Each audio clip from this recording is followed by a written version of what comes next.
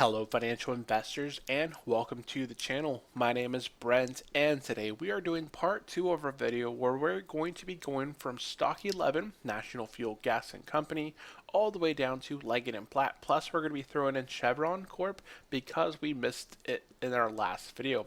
So in today's video, we're going to go over these 11 Dividend Aristocrats. We're also going to be looking at their price, 200-day, 50-day moving average, and their current yield, looking at their valuation here over the 1 year period. We're also going to look at their revenue, net income, free cash flow over the 10-year period and see, are these companies moving in a positive direction, negative direction? Also, what's their current valuation as far as price to earnings, price to book, price to sales? And I had a comment in my last video, how much debt do these companies have? So we're going to be looking at their assets, cash on hand, and their debt, and kind of looking at where are they at right now. Are they worth invested? If they are beat down here in the short term, how have they been progressing here over the long term? Are these companies just beat up here in the short term? And if we buy them now, could they potentially move higher in the future? So that is what we're going to be doing here in today's video. If this is your first time here on the channel, I would really appreciate if you do hit that red subscribe button below. If you do like the stock market, dividends, definitely subscribe. If you do enjoy this video, find it helpful, hit the thumbs up. And if you have any comments or questions, go over anything in today's video, want to let me know if you own any of these stocks, drop it into the comment section below. I do read and reply to all your comments, and let's go ahead and get into the video. Okay, so we have 11 stocks that we're going to be covering here. I'm going to go through them fairly quickly, otherwise this turns into a very long video. So we have Chevron, ticker symbol CVX, National Fuel Gas and Co., ticker symbol NFG, Old Republic, ticker symbol ORI, Community Trust Bancorp, ticker symbol CTBI, Consolidated Edison, ticker symbol ED, Walgreens, ticker symbol WBA,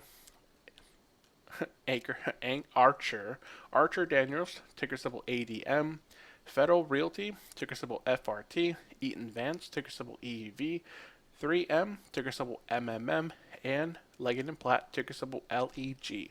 Now, all of these companies we're going to be covering here in today's video will have timestamps down in the comment section once I rewatch this video tomorrow during the live public. I'll watch it, put all the timestamps. So if you watch this and the timestamps are not down there, I'm still processing putting timestamps in there. So they should be in there sometime here after the video is posted in public. So with that said, let's go ahead and get into our very first company, which is Chevron. Looking at the current valuation, we're going to go ahead and put these numbers in here. Okay, so Chevron, we're looking at the 1 year period. Where is the stock price now? They have broke now below their 50-day moving average. They're trading at an all-time low here over the past 1 year. This company went from trading over $125 to now trading just around $106. This is offering one of the highest dividend yields that it could offer over the past year. And if you look at the past 10 years, this company has a 4.45, not quite as high as back between 2016, 2017, when you could have got Chevron for around almost a 6% starting yield, looks like, with prices as low as $70. So this still has some room to fall potentially in the future if we go into another sort of, I think that's when there's an oil mishap that took place, and you could see this price swings very heavy from highs of maybe 120, even higher than 120, maybe 130, 140, all the way to as low as $75. That's half of the price right there. Has never really made that full recovery back up to the highs. So this is potentially buying it in the middle over the past 10 years.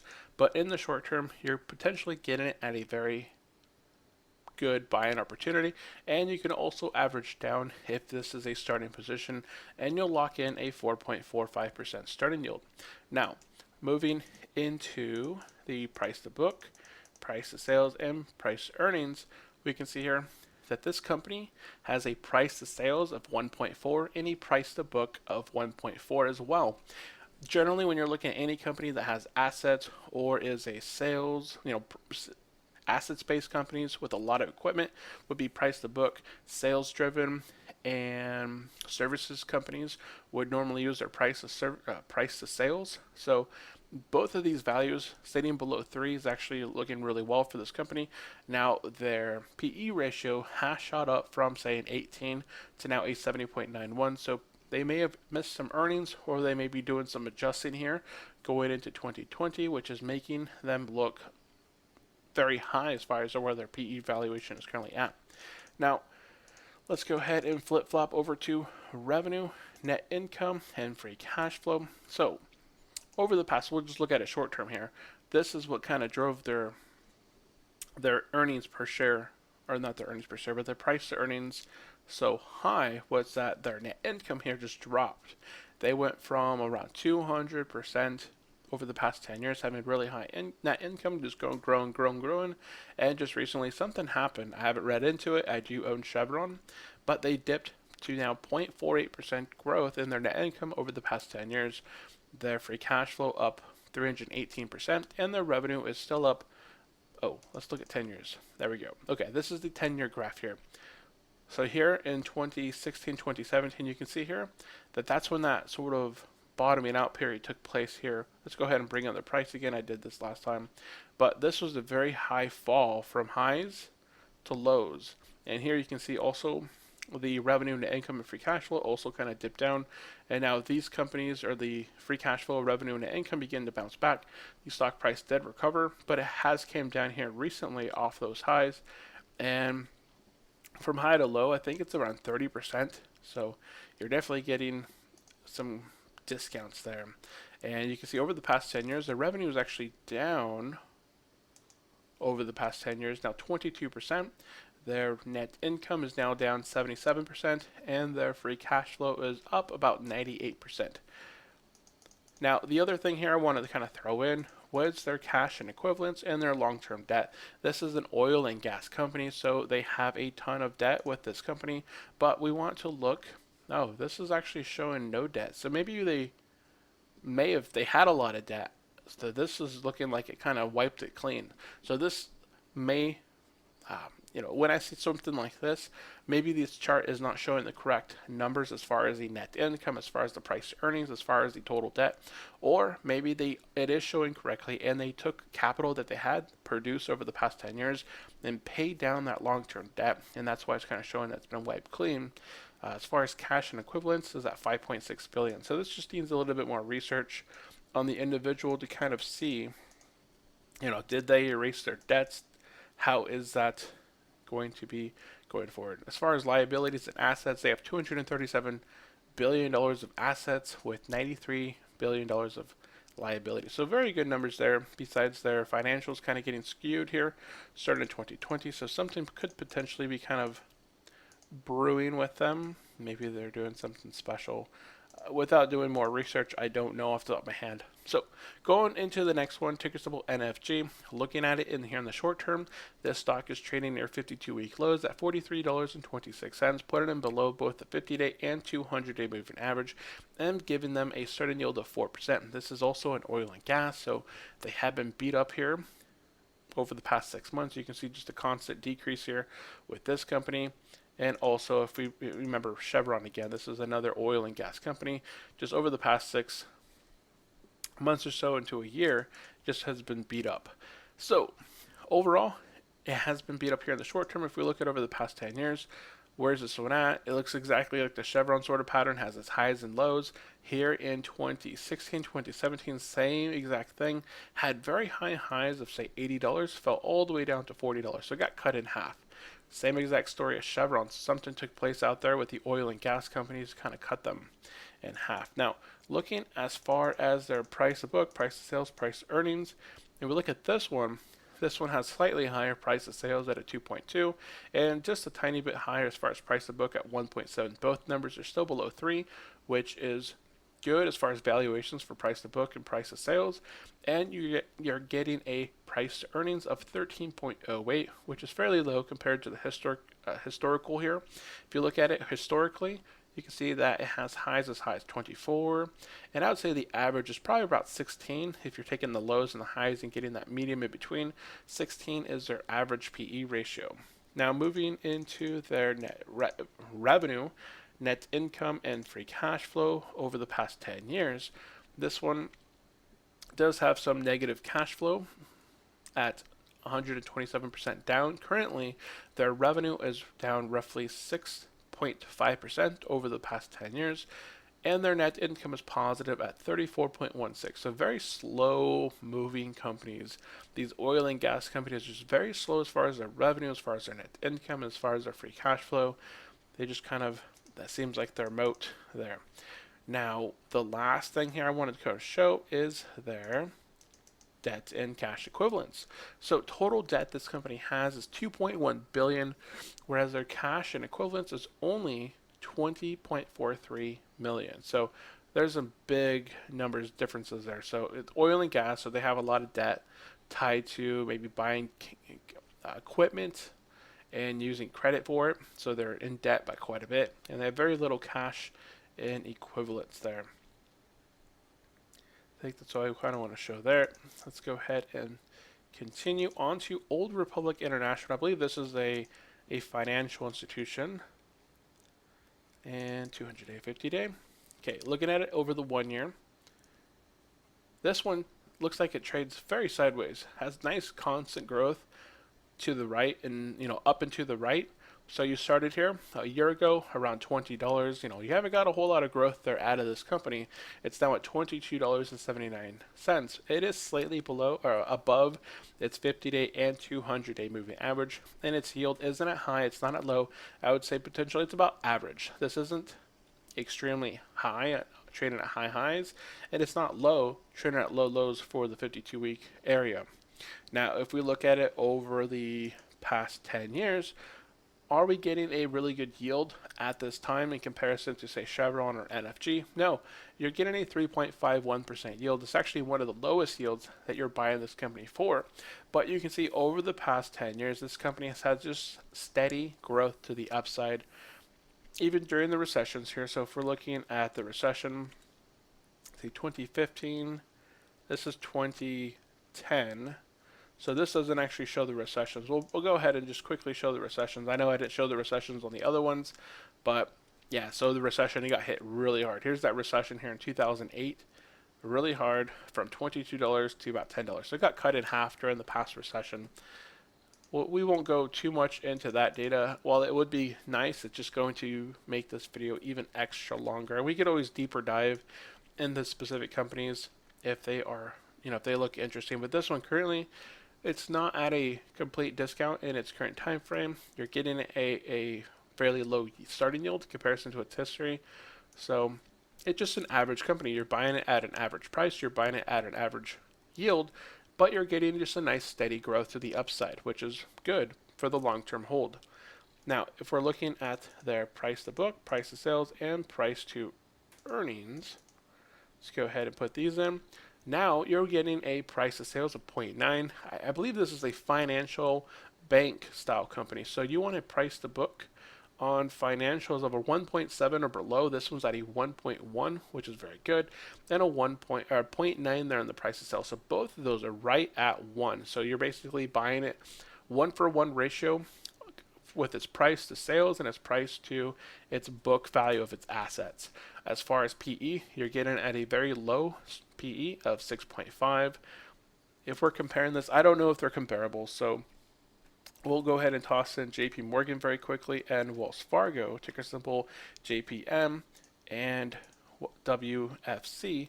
Here's JP Morgan, 1.7 with the price to book. It's an asset-based company. Financials are Wells Fargo, 1.1 and 2.4. So in comparison to those two, Old Republic is looking at a better valuation currently in the short term, and it just has more, it's had steady upside growth. Now moving over to its, we didn't look at the revenue and income free cash flow over the past 10 years. This is the last thing here I wanted to kind of show with this one. Percentage-wise, how have they moved over the past 10 years? Revenue up 86% or 8.6% on average per year. Very nice revenue growth. And the orange is their net income. Look at that nice steady net income growing 1.89,000% over the past 10 years. Maybe that's 1,000. I'm not sure how they calculate this percentage, but it's a very nice steady percent, over 1,000% there it looks like. And their free cash flow in the red up 231%, or about 23.1% on average per year. So very nice steady financial growth to the upside. Their price has been steady growth to the upside, and you're getting it at a fair valuation as far as their price to book, price to sales, and price to earnings. Let's go back and we want to look at assets. I don't know how financials are based with assets. I would think that they have. Now we'll look at 10 years. Yeah, it's okay. So they have a ton. We need regular numbers. There we go. So this company here, I'm not sure why it's showing such high amount of cash and equivalents. So they basically went from being flatline here, down at zero, up until maybe 2019, to now having around $10.39 billion in assets. So that would need some investigating. Why did they not have any? Maybe this chart is incorrect. Maybe it doesn't have that information provided. Then you'd have to look at the specific company itself and find this information. But if they do have 10.3 billion in assets and they only have 973 million dollars in debt, that's a very good valuation there. It's really nice to see cash and equivalents higher than their debt. Moving on to the next one, ticker symbol is CTBI, Community Trust Bancorp. This is obviously a financial institution, so probably comparable to the Republic International Corp. So looking at it here in the short term, in the 1 year, this one's not quite traded at 52-week highs or lows. It's traded right in the middle at $43.97. It doesn't have the highest or lowest starting yield of 3.37. So as far as being high or low, it's right in the middle, just average growth. Now, if we're looking at their, what we're going to look at now, price to book, price to sales, price to earnings. So here we are. Price to book for a financial, anything below 1.7 is good for that company. This one's at a 1.2. Price to sales is at a 4. Not as important within a bank company. It's more asset driven, so it's a lot of book value is what you're looking here, which is the 1.2. And their price to earnings is at a 12.15. So slightly higher, trading a little bit higher earnings-wise, price to earnings versus Old Republic. But still good there as far as book value. And if we look at their revenue, net income, free cash flow, percentage-wise, we can see here over the past 10 years, revenue up 28%, net income up 154%, and their free cash flow is up 91%. So just it's upside potential. It's not double digits there. It's 2.8% revenue, 9.1% free cash flow, and 15.4% net income. And if we look at their last numbers here, which are their long-term debt, cash equivalents, here this company has a little bit slightly higher long-term debt at 59 million, which cash and equivalents of 58 million. So 59, 58, very close, very similar. They could probably just take the cash, pay it off, but they'll probably use that cash and equivalents to potentially invest and do more with it. So that is Community Trust Bancorp. Next, we'll move on to Consolidated Edison. This is a utility company. I do own Consolidated Edison. So we will look at their price, dividend yield, 200-day, 50-day moving average here in the short term 1 year. So Consolidated Edison is traded at $92.54. This one has recently hit highs 3 times. You can see 3 times that it's hit its highs of around $94, $95. Could not break its resistance. It kept hitting resistance, couldn't break through it. It pulled back. It's now at $92.54. It's not at a deal where you're not buying it back in, say, August, July timeframe of 2019 for around $70. You're still getting this fairly high here in the short term of $92.54, and its 250-day moving averages around $88, $89. This one could potentially come back to, say, $88 to $90 range before bouncing back high, or it could break down here. You can see it's broke as low as $86, $87 before making its recovery. So in the short term, this one is a little bit higher with more room to fall versus grow, and dividend yield starts at 3.2%, whereas if you just bought this one just a few months ago, you could have locked in anything higher than where this is at. This is actually trading at one of the lowest starting yields for Consolidated Edison. And if we look at it here over the long term, you can just see that this is a utility company. So very good performance recession-wise. If we throw the recessions in here, it does dip during the recessions, but it quickly recovers, dips during the recessions, recovers, etc. Now we've seen there, we're going to go ahead and move to price to book, price to sales, price to earnings, and there we are. It's an asset-based company. We're looking at book value. It's 1.7% book, or 1.7 book value.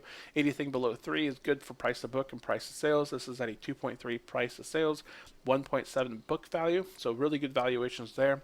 Its price to earnings is actually pretty high. If you had just bought this back in August, July 2018, 2019, you had quite a bit of time where this price was trading really well.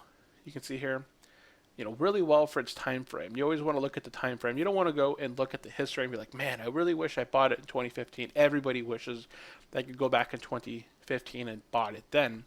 You want to look at it here over the past 1 year. Is that company trading high for the current time frame, or is it trading low? This is a shorter area, and it's actually trading pretty high. And that's why this PE is trading so high right now. It's at 21.82. Their earnings really hasn't grown with this company. We can throw earnings in here really quickly for current fiscal year. So, okay, maybe they're expected to grow their earnings from 432 to now 450. So they increased their earnings per share going into the current year, but they haven't completed this year. So they're expected to probably fall with a forward PE of around 15, but for the current time frame, they are trading slightly higher. I don't want to do this for all of them, but I know I like to go into a lot of information when I cover these stocks. It's just when we're covering so many stocks, I really just want to get through the information. And then if you guys have any comments while we're watching videos or have suggestions, maybe break it down to just 5 and maybe do a little bit different detail. Let me know in the comment section below if that's something that you guys would be interested in. And what are we missing here? Oh, debt. So this company has $20 billion in debt. It's a utility company, so they just take out debt in order to build new buildings and all sorts of their equipment. So $20 billion in debt, and they have cash and equivalents of $895 million, really close to that $1 billion mark, but very, very, it's 5/100ths of it's a fifth. Is that it? No, I don't know. I can't do the math right now, but cash and equivalents, I think I don't know how it would compare with other ones. Actually, I don't want to bring any other ones in there, but let me know. And I think that was it as far as that one goes. I do own Consolidated Edison as well. Next, we're on to Walgreens Boots Alliance, ticker symbol WBA. We'll be starting with their price, dividend yield, 200-day, 50-day moving average here in the 1-year period. Again, quick disclaimer, I do own Walgreens Boots Alliance. If you watch my Monday video, I recently made a video on buying Walgreens. It was around $50 that I bought it. So, Walgreens trading here in the short term, $52.34. Bounce off those lows of around $50. It is trading below its 200-day and 50-day moving average, saying that it is potentially a opportunity where it is trading near 52-week lows. It is also offering a starting yield of 3.43, which is pretty high for its current time frame if you look at it here on the 1 year. But let's look at it over the past 10 years. Over the past 10 years, 3.43% starting yield is actually one of the highest starting yields for this specific company. And if you wanted to buy Walgreens at $52.34, you'd have to go back to about 2012, 2013, where that's where that price target was. So it is potentially trading at a good valuation as far as its price and its current starting yield, but do its financials tell a different story? Do they show why the company fell here in the short term? So we bring in revenue, free cash flow, net income, and we look at it in their percentages. So over the past 10 years, Walgreens has increased their revenue by 110.5%. They've increased their net income by 75%, and they've increased their free cash flow by 64%. So 11% growth in the revenue per year, 7.5% net income growth per year, and 6.4% free cash flow growth per year. So overall, moving very positive over the past 10 years. So that is looking well. Let's drop it to look at their valuations as far as price to book, price to sales, and price to earnings. So this is a Walgreens, pharmaceutical company, sales driven. They have lots of pharmacies throughout the United States and overseas as well. This one I would say is a price to sales driven company. So anything below 3 is a deal potentially. So this one has a price to sales of 0.3, meaning that you're buying it with a price 1/3 of its sales from the company. Price to book is at a 1.96 and its PE is at a 12.86. So good numbers all across the board there. Now we want to look at their long-term debt and cash equivalents. So how much debt do they have? They have $16.84 billion in debt, and they have about $1 billion in cash and equivalents. So quite a bit of debt there, and have some cash on hand. So interesting company there overall. Let me know in the comment section below, where do you think Walgreens is at? Do you think it has, do you think it's been beat up here in the short term for a good reason? And let's go ahead and move on to our next stock, ticker symbol ADM. This is Archer Daniels. We're going to look at their price, dividend yield, 208, 50-day moving average, and the short term here. So Archer Daniels is trading at $45.37, putting them near 52-week highs. It is trading both above its 50-day, 200-day moving average, and offers a very low yield over the past 1 year of 3.09. Now, if we look at it historically, 3.09 is not actually too bad of a starting yield. Yes, just a few months ago or a year ago, you could have bought this company, say, for $32 or say $40, somewhere around there, and you would have got a starting yield of around 3.6%. And then just a few years ago, again, 3.6%. So starting yield of 3.09 really isn't too bad if you look at the whole graph here. I'd say over the past 5 years, 3.09 is actually about an average starting yield for this company. And I don't usually want to bring in their dividend here, but these are all Dividend Aristocrats, obviously. So they've all been growing their dividend year after year after year for the past 25 years with that nice steady growth there. So interesting there. I would say here in the short term, it's trading slightly high. It has the potential to retract back down to $42.50 and get some support if it it already had some support here. It broke down, got some support, bounced higher, fell again, hit support, broke actually below, but still in that support level and just kind of retracing itself. It's moving to higher highs, looks like, or it's hitting that 3 top and then kind of maybe break down, retest its 200-day moving average. Now let's go ahead and look at their revenue, net income, free cash flow over the past 10 years. We'll look at it percentage-wise. So this company, over the past 10 years, their revenue has increased by 3.43%. That's 0.03%. Yeah, 0.03% on average per year. Their net income is negative 10.57%, and their free cash flow is down 1.15,000% over the past 10 years. So I would say this is fairly risky with this company trading near 52-week highs, and their financials have just been kind of deteriorating over the past 10 years.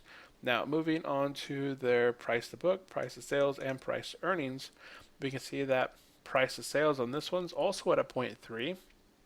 I'm not sure what Archer Daniels does,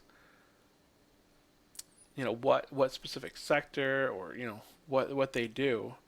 So price to book and price to sales, anything below 3 is there's generally a good deal. So those valuations look fairly good. As far as their price earnings, this looks maybe high here in the short term. We already saw their price was high, trading near 52-week highs. Also, their earnings could potentially be, we already saw their net income, so maybe their earnings aren't doing so well. So this is kind of causing their price to earnings ratio to move higher and higher. Without doing a little bit more research into this one, I just don't know it, and it does seem just a little high here in the short term, potentially. So let's go ahead and move into the debt and cash equivalents. So in the blue, they have 0 debt. They used to have quite a bit of debt. This could be incorrect, but they used to have around $8 billion of debt or so. and around $852 million of cash and equivalents. And this could be the same thing with Chevron. Chevron just dumped all their debt. This could just be an issue with the graph itself, or doing more research. Maybe they paid it off. Maybe they took a good chunk of their cash and cash on hand and net income and just put it all towards paying down their long-term debt. Maybe they see some bumps in the road, just kind of wanted to get it cleaned. Well, doing more research there would definitely paint that picture out just a little bit better. So moving on to our next one, which is Federal Realty Investment Trust, ticker symbol FRT. Let's go ahead and bring in our numbers here. Looking at it in the short term, 1 year. So here we go. This one is trading below its 52 or near its 52-week low, trading below its 50-day, 200-day moving average. It's now at $127.27, giving it a high starting yield for the past year of 3.25%. If we look at it over the past 10 years here, you can see that this is not as high as it could have been back in, say, 2010. It looks like you could have got nearly a 4% starting yield, but still, here in the shorter term, 3.25 seems to be about average over the past, we'll say, about 3 years. 3 years, 3.25 isn't too bad. It's probably about average. It's not the lowest of around 2.8. 2.9, maybe in that range, to as high as 3.6. So it's right in that middle area. And we can see here price has not recovered since 2016, it looks like. Oh, 2017, like 2016 and a half, had its very high highs of $160 and just hasn't had that recovery. And we'll probably see that here as we move into the financials here in just a second. Now, if we look at their price to book, price to sales, and price earnings, we can see this one is at a high Federal Trust investment. This is a financial, so realty investment. I'm not sure if this is a REIT or just a financial institution, but generally anything over 3 or a 1.7 for most financials is pretty high. This one's at a 4.1 for its price to book, and its price to sales is at a 10.16. So I would say this is fairly high, but this is an asset-based company, so I'd look more at the price to book, and it is still higher than 3 at a 4.1. Its price to earnings is also very high here at 37.65, which just anything really this high for the financials kind of interesting. I wonder why this one has been trading at such a high valuation and investors have been buying into it. Well, it's actually deteriorated, so we'll actually see that why in a second. So let's bring in the revenue, net income, and free cash flow over the past 10 years. Where has this company gone? Okay. So really not too bad. Revenue is up 73% or 7.3% on average per year. Net income up 123% or 12.3% on average per year. And their free cash flow is down at 21%. But, free cash flow generally kind of fluctuates up and down, just depending on it all. So really their revenue and net income really don't look too bad. Now let's look at their cash and total debt. So let's take out the percentages here. So financial institution, interesting to see them have so much debt. So maybe this is a REIT. I could go by FRT. It probably is a REIT. REIT, okay. It's a retail REIT. So this makes more sense for a REIT, a real estate investment trust. So that had a huge amount of debt. Automatically told me they're probably a REIT because financials by themselves don't generally have so much debt. It's generally the REITs that have a lot of debt. So this one's at a $3.1 billion. So they probably have quite a bit of assets, properties, and it's all retail properties. So this one's very similar to SPG or SKT, also in the retail REIT sector. And $64 million there in cash and equivalents. Interesting. I think we already covered quite a bit of the information. So we're going to go ahead and move on to Eaton Vance. I know this is just a standard financial here. So what are we missing here? There we are. 1 year. Eaton Vance, ticker symbol EV. Quick disclaimer, I do own Eaton Vance. I've owned it for, I think, a few months, maybe. I don't know, maybe over a year. I don't know when I started buying it. Here in the short term, trading near 52-week highs of $48.56. So right now, this actually looks like it's actually at its 52-week high at $48.56. It's 52. It is trading above its 200-day and 50-day moving average. You can see the average is probably about $45 between 200-day, 50-day moving average. So it is trading high. It does have a starting yield of 2.99%. So you're buying it at a very high price. You're buying it at a very low starting yield in comparison to, say, if you bought this back in 2019 in August timeframe, you could have locked in a nearly 3.6% starting yield, not less than a year ago. Now you're getting it for less than a 3% starting yield. So quite a bit of difference here just over the past 1 year. If we look at this company over the past 10 years, this company generally moves in a positive direction as far as their price. If we look at it with the recessions in place, it does have some pretty hard pullbacks during recessions, but with time it generally recovers. And then it's a dividend aristocrat, having that constant dividend payout even during recessions where JP Morgan, where Wells Fargo, where Citibank cut their dividend, stopped paying their dividend during a time frame.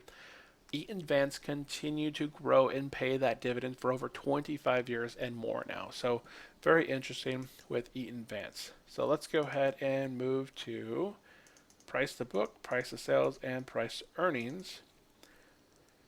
So Eaton Vance here in the short term with price to book at 4.6 and a price to sales of 3.2. So both of these numbers are over 3. And being that this is a financial institution or, has assets a little bit higher than 3 there with its price to book. So it's more price to book driven.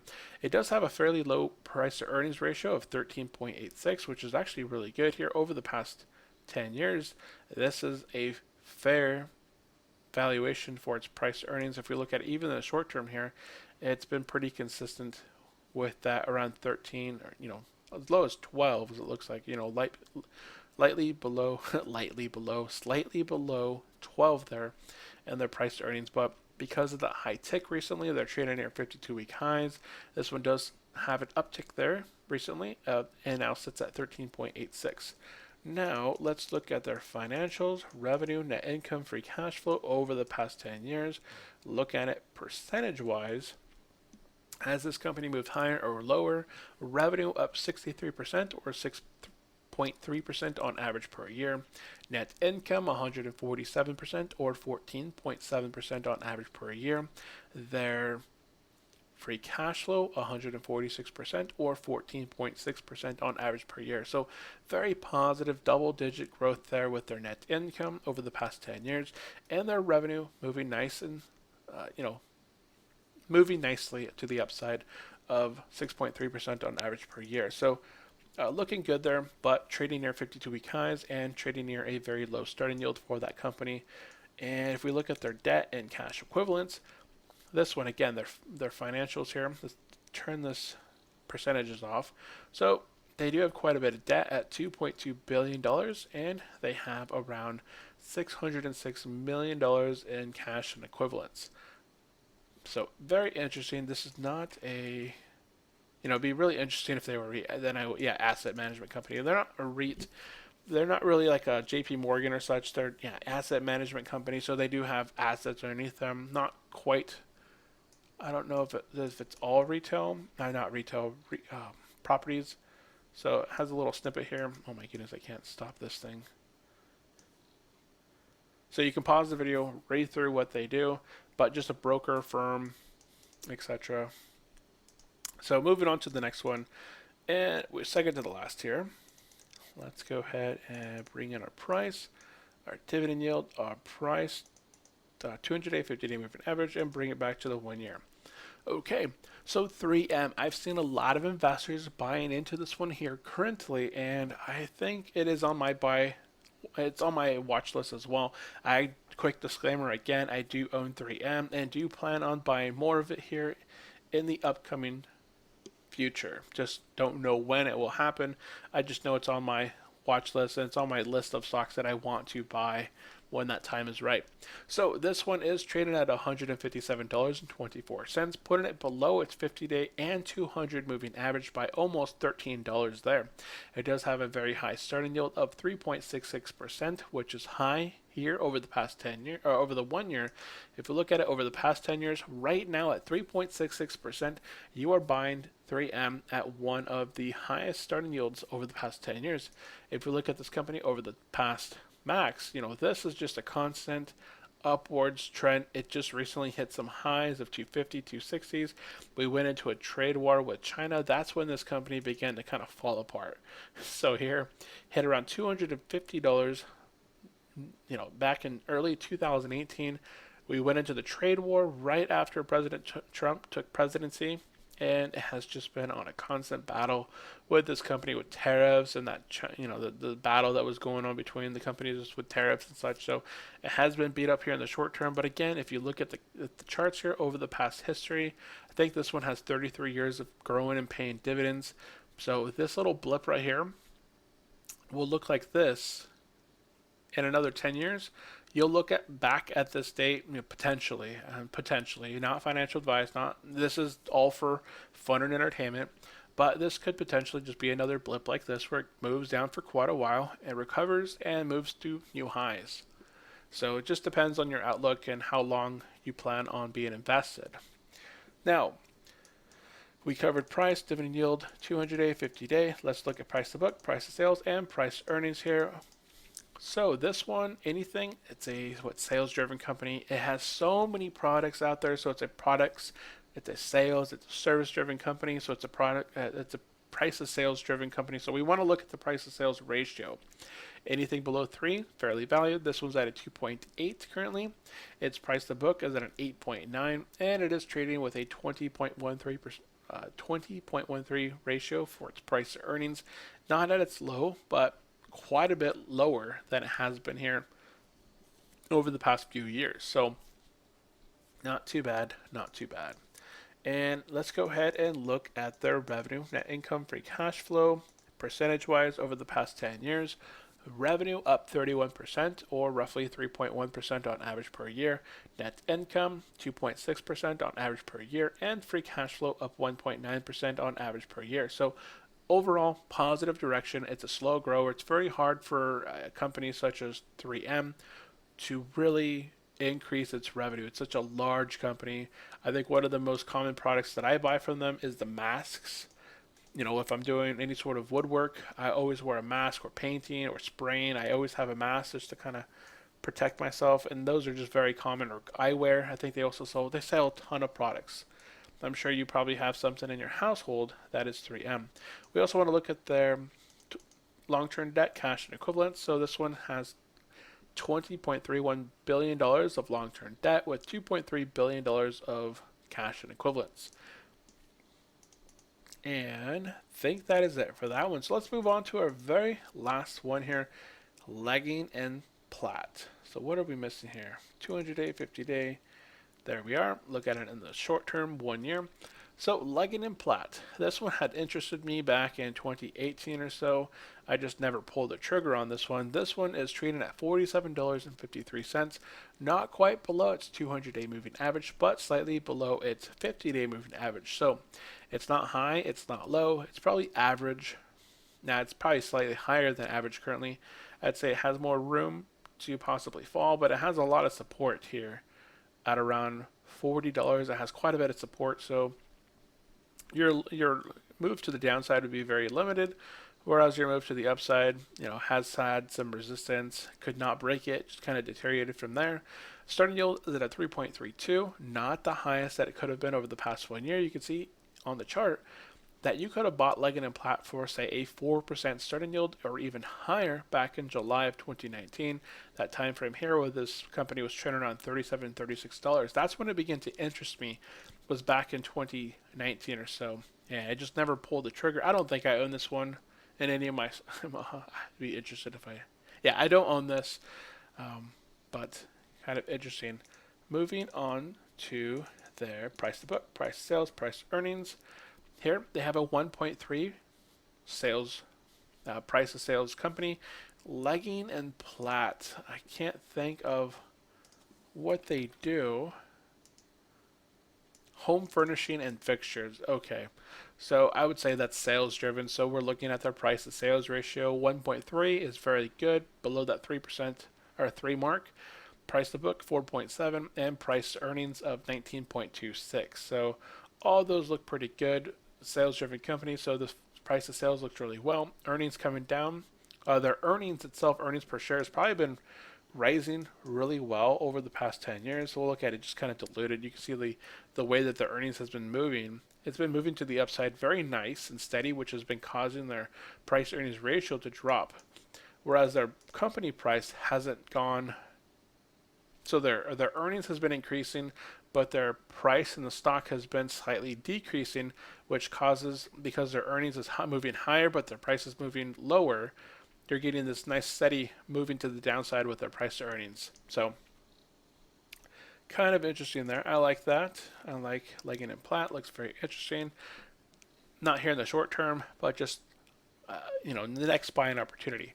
So next we're going to look at their revenue, net income, free cash flow. Look at it over the past 10 years.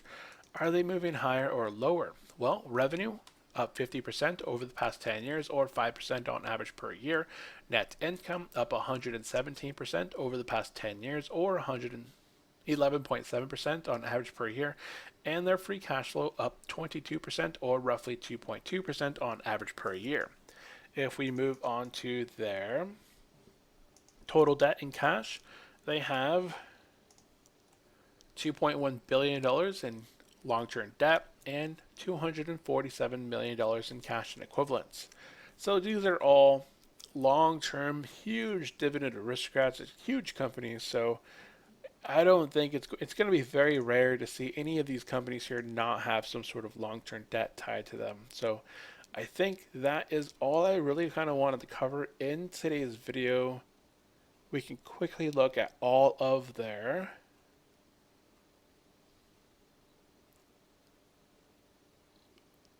we'll look at their return on invested capital. What's their return, ROIC, return on invested capital for, let's see, I have percentages on. So if you invest your money, what's your return on your invested capital? So Chevron looking at potentially a 1.62%, National Fuel 6.71%, Old Republic 15.82%. This is that one financial, had really good moving growth, just nice and steady.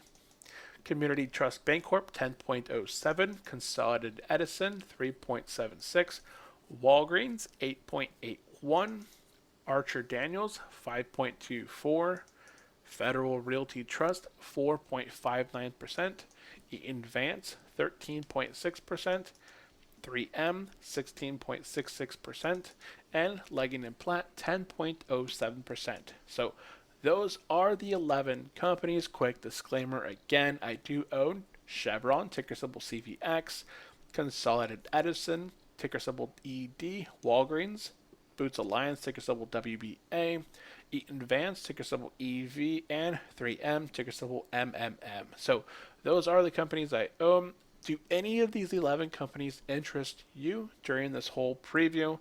Let me know in the comment section below. I know it was a lot of information to kind of digest. I don't know,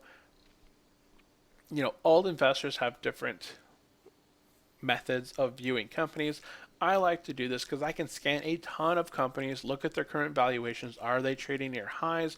Are they trading near lows? I could take out all the ones that are trading near highs and just kind of remove them off my watch list for the current time, because it's very easy to just redo this at a later time. Then, okay, are their financials moving positive or negative? I remove the ones that are moving negative and I focus on the ones that are moving positive. Okay, from that point, do they have a lot of debt? What's their debt on? Why do they have it? Is it risky or just normal debt? What's the return on invested capital? You look at all these things and then you're looking at it just long term.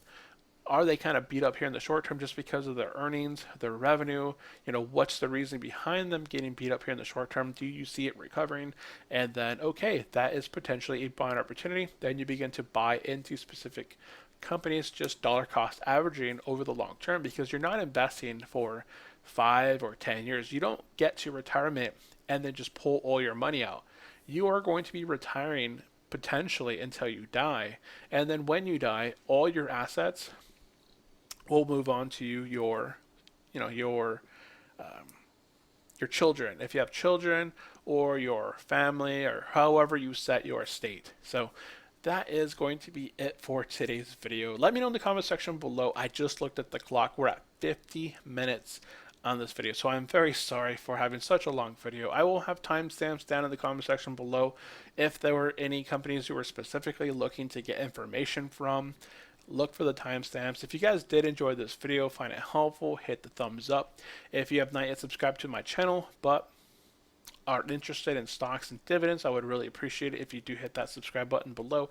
And if you have any comments or questions going over anything in today's video, drop it into the comment section below. I would really be interested if you own any of these companies, how long have you owned them, or if any of these interested you during the video. Thank you all for tuning in. I will see you next time. Have a great day. Bye.